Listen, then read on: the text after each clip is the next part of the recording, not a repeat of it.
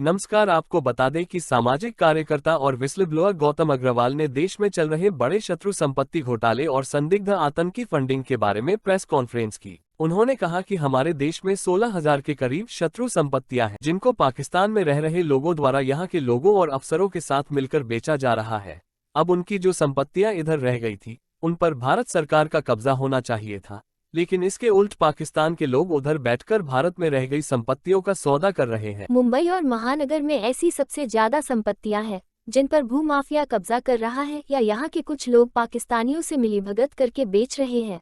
उन्होंने मीरा रोड क्षेत्र की घटना बताते हुए कहा कि यहाँ की एक संपत्ति का सौदा पाकिस्तानी परिवार भारत आकर कर गया और प्रशासन को इसका रजिस्ट्रेशन के बाद पता चला। इसके बाद उनकी शिकायत पर सरकार ने इस प्रॉपर्टी के लिए कानूनी कार्रवाई शुरू की, जिसका केस हाई कोर्ट में चल रहा है। अब एनआईए, सीबीआई और ईडी ने इस पर जांच शुरू की हुई है। गौरतलब है कि आज़ादी के 76 वर्ष बाद भी राज्य सरकार उस जमीन का मालिकाना हक नहीं ले सकी है, जिसके मालिक साल 1947 में बंटवारे के बाद पाकिस्तान चले गए थे।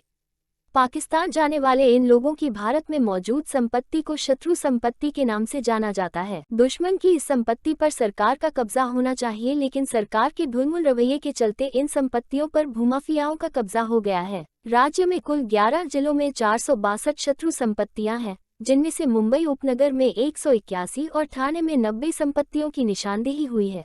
खास बात यह है कि अभी तक ज्यादातर संपत्तियों पर सरकार कब्जा नहीं कर सकी है। मीरा रोड की एक संपत्ति पर एक भूमाफिया की मदद से इसका सौदा भी हुआ है। पाकिस्तान गए एक परिवार के रिश्तेदार ने भारत आकर इस संपत्ति का सौदा भी कर दिया, लेकिन प्रशासन को इसकी भनक तब लगी जब इस संपत्ति का रजिस्ट्रेशन हो गया। मुंबई में परेल, मुंबई सेंट्रल, कोलाबा, गिरगांव, बांद्रा, वली, कांदिवली और जुहू में शत्रु संपत्तियां हैं जिन पर राज्य सरकार की नज़र है, जिनमें सिनेमा हॉल, फ्लैट, खाली प्लॉट और जमीन शामिल हैं। केंद्र सरकार के आंकड़ों के मुताबिक देश भर में करीब 16,000 शत्रु संपत्तियां हैं, जिनकी कीमत हजारों करोड़ रुपए है।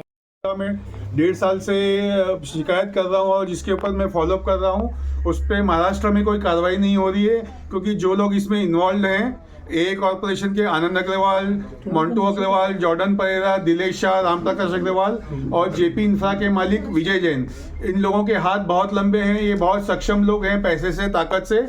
महाराष्ट्र में कोई कार्रवाई नहीं हो रही है, इसलिए मैं दिल्ली दरबार में दरवाजा खटखटाने आया हूँ। तो यहाँ पे किससे किससे आपने शिकायतें करी अभी तक? यहाँ पर मैंने माननीय महामहिम राष्ट्रपति से लेकर सभी मंत्रियों से और सभी संबंधित मंत्रियों को शिकायत की है, जिसमें से राष्ट्रपति जी का लेटर होम डिपार्टमेंट में गया है इस पर कार्रवाई करने के लिए, और माननीय सांसद कुशवाहा जी ने भी एक पत्र दिया है अमित शाह जी को कुछ दिन पहले, इसके ऊपर तुरंत कार्रवाई करने के लिए।